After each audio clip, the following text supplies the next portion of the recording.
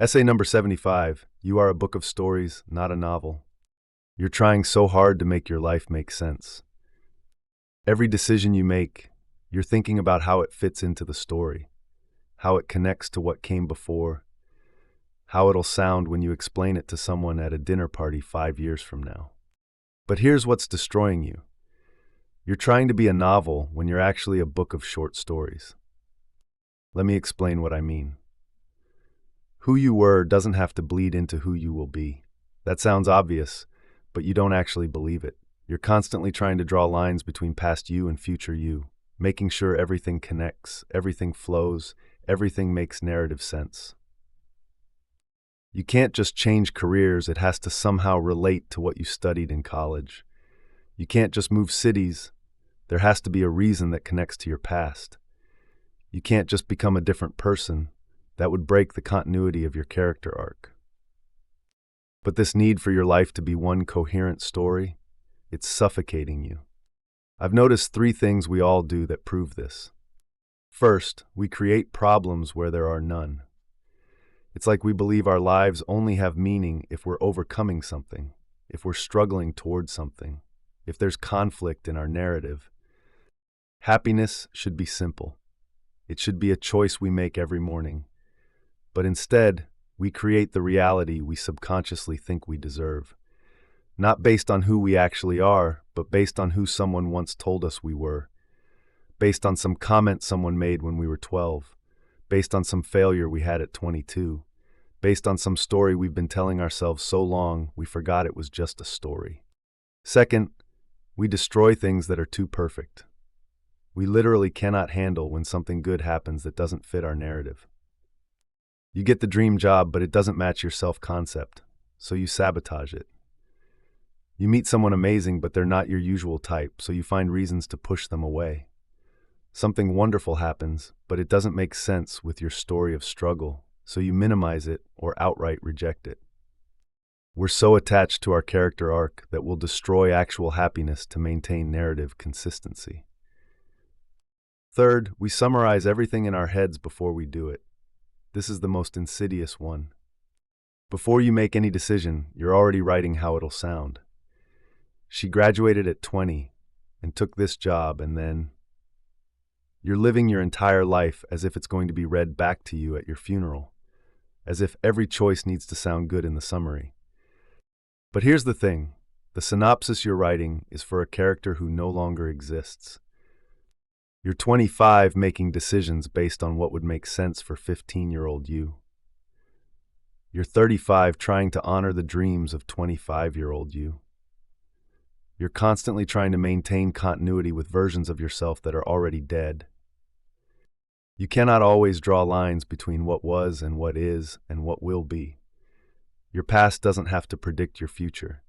Your beginning doesn't have to determine your ending. You can be a completely different person in Chapter 20 than you were in Chapter 5. That's not inconsistency. That's growth. That's being human. But we don't allow ourselves that freedom. We think we need to be one coherent narrative, beginning, middle, end, clear character development, logical progression, satisfying conclusion. So when something good happens that doesn't fit the plot, we reject it. When an opportunity arrives that doesn't match our character description, we pass on it. When happiness shows up in a form we didn't write into our outline, we send it away. We're so busy trying to be a novel that makes sense that we're missing the chance to be a fascinating collection of stories. Think about this. When we avoid good things because they don't fit our narrative, we're capping off our happiness at exactly the level we think our character deserves. We're literally writing ourselves into a corner and then complaining about being stuck. You weren't meant to be a story that plays out in a nostalgically pleasing way. Life isn't supposed to be a sepia-toned flashback that makes perfect sense in retrospect.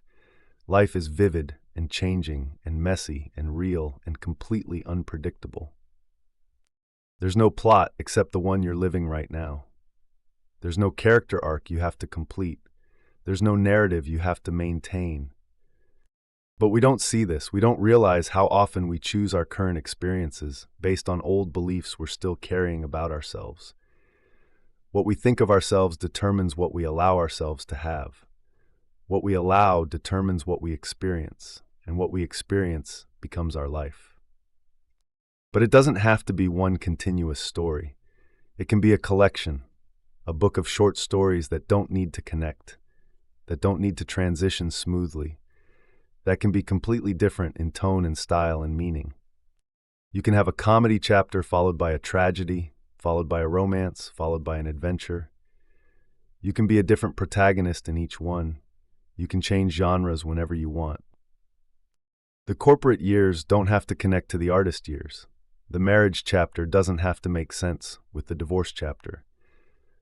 The person you were in New York doesn't have to be consistent with the person you become in Bali. They can all be true. They can all be you. They don't need to make sense together.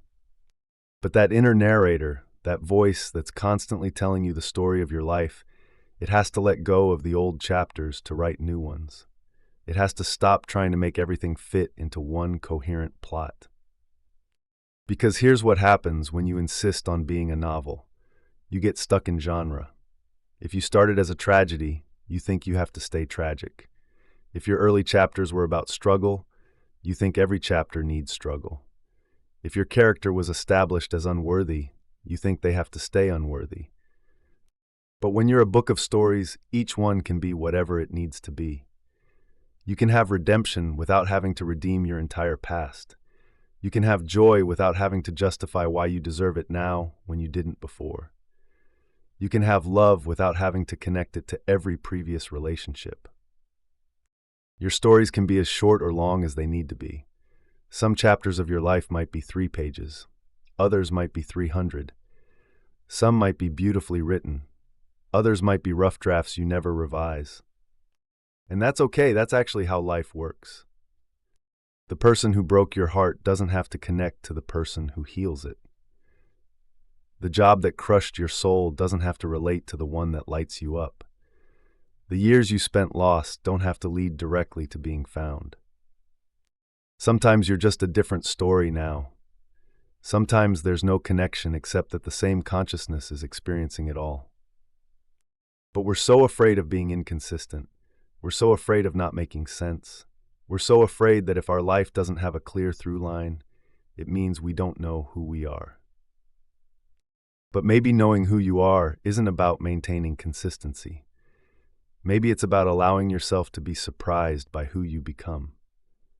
Maybe it's about letting each chapter be what it needs to be without forcing it to fit with what came before. You are in control of how your story plays out, but only if you stop trying to control how all your stories fit together. Only if you stop insisting that everything has to make sense as one narrative. The recurring inner voice, the one that's constantly trying to make your life make sense as a single story, it's not helping you. It's limiting you.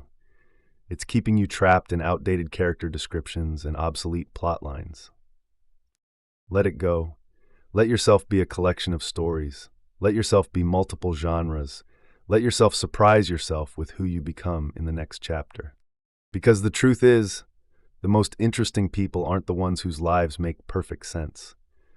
They're the ones who let themselves be different people at different times, who let themselves change completely without apology, who don't need their stories to connect. You don't owe your future to your past. You don't owe consistency to anyone, including yourself. You don't need to make sense. You just need to let yourself write the next story without worrying about how it fits with the last one. Your life isn't a novel that needs to make sense. It's a collection of stories that all happen to be true. And the next one can be whatever you want it to be, even if it has nothing to do with the last one. Especially if it has nothing to do with the last one.